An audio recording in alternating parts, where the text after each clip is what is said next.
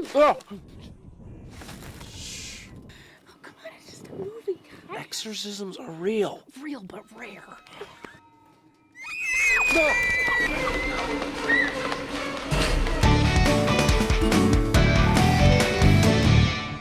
Hi, I'm Libby. Welcome to Catholic Central. And I'm Kai. Today our topic is the forces of evil. A lot of people talk about evil in movies, TV, social media, but what does that really mean besides just bad? In the Catholic worldview, evil is actions and attitudes contrary to God's love. Catholic teaching says that evil is something we do, not something we are. So even the worst criminals in history weren't inherently evil. They were people with fundamental human dignity, like you and me, who chose to do bad things. From earliest human history, artists, writers, and great thinkers have wrestled with the complex natural human tendency toward destructive attitudes and actions. This destructive tendency is demonstrated by scientific research and recognized by most of the world's largest religions. The Church teaches that this isn't about psychological weakness or random mistakes. There is a supernatural force of evil working on human beings from our beginning. So you might ask, is that the devil? Is the devil really real? Catholic experience identifies our tendency to do evil with the influence of something we call Satan, or the devil. Now, pop culture thinks of the devil as a big-horned guy with red skin, wings, and a pointy tail. Flames optional, brimstone sold separately, razor sharp talons void where prohibited. Well, yeah, if you saw that, you'd run for the hills screaming for your mom. But that's not always what evil looks like. So what does the Church mean when it talks about the evil one? Well, let's take a step back for a second. Catholics believe that God created humans with souls and free will. Sometimes people use that free will to reject God and do evil things. The Church also teaches that God created other kinds of beings that don't have human bodies but have free will. These are called angels, but some of them rejected God, and Christians refer to those as demons. Etymology. Tradition identifies the leader of these demons as the devil in English, which comes from the Greek word diabolos, meaning divider. The devil wants to divide people and make them work against each other. It's also known as Satan, from the Hebrew for deceiver or accuser. It tries to instill doubt about the goodness of God or other human beings. People also call the devil Lucifer, which in Latin means light bearer, and it refers to it being one of the most beautiful and powerful angels before rejecting God. Satan isn't a proper name like Stan or Janus. We don't know what this being is truly like, but we understand it by its influence in the world. The book of Genesis tells the story of how the devil, the divider, influenced the first people, Adam and Eve, in the form of a serpent. It convinced them that something God told them not to do would be good to do. Just like in the Garden of Eden, the main way that the force of evil works on people is through temptation. Temptation is when you try to convince yourself that something harmful or wicked or hateful is actually something good.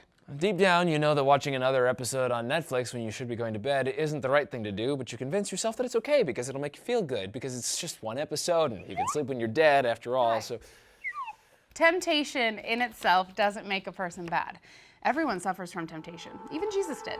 The real question is how you respond to temptation. Can't you just say no? It can actually be really hard.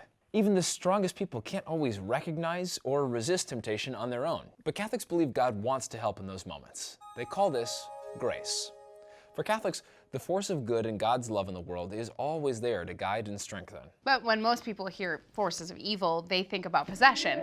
But long before possession, there are 3 earlier stages of evil's power over us. The first is temptation, which we've talked about. The second stage is called obsession. People in this stage may feel totally pummeled by the forces of evil. This could be unrelenting temptation or afflictions of body, mind, or heart with no physical explanation. In more serious cases known as oppression. People may feel totally cut off from God and the world, or have mysterious physical symptoms like a loss of control over their thoughts or actions. Sometimes these symptoms indicate a biological or psychological illness and not demonic obsession or oppression. It's important to seek professional medical help to discern this, though, because in some cases the symptoms do indicate a supernatural origin. It's also not a good idea to try to figure that out for yourself. Best to talk to a priest or a spiritual mentor and let them know what symptoms you experience. Don't suffer in silence, because evil thrives in silence and secrecy. Sometimes the most important step is to ask for help. And one of the best ways to ask for help is through prayer.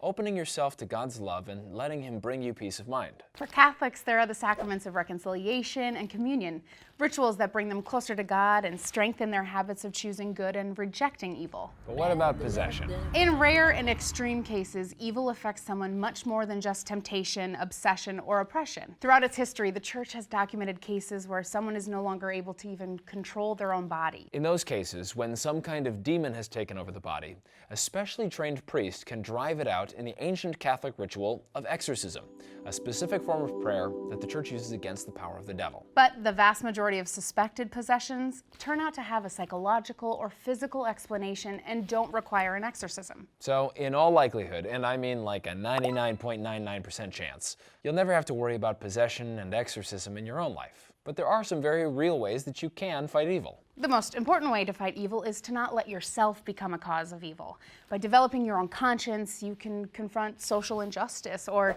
discrimination, and we've got a whole episode on that. If you let yourself think that there's no such thing as good and evil, you'll be more vulnerable to evil. As the French poet Baudelaire put it, the loveliest trick of the devil is to persuade you that he does not exist. Catholics believe one of the best tools for fighting temptation is to surround yourself with the true, the good, and the beautiful. Basically, that means living a balanced life, forming loving relationships, a vibrant faith life, healthy hobbies, and lifestyle. A balanced life isn't a one-time decision. It's a habit every human being has to build every day with the help of the community for their whole lives. Prayer can strengthen those habits. Like every time someone says the Our Father, privately or at Mass, lead us not into temptation, the prayer asks, but deliver us from evil. So, here are the main things to remember. 1. There are forces of evil at work in the world. 2. The devil is real and he has 4 stages of power over us: temptation, obsession, oppression, and very rarely, possession. 3. Exorcisms are real, but they are only performed in extreme cases. And 4. Resisting temptation is the starting point for fighting evil in your own life. By choosing God's love, you can overcome the forces of evil. As Pope St. John Paul II championed, be not afraid. Yeah, see, like if people hadn't been so afraid of that movie earlier today. Yeah, just a movie. Nothing to be scared of. No, no, definitely not you. I'm Libby for Catholic Central. Thanks for watching. And I'm Kai.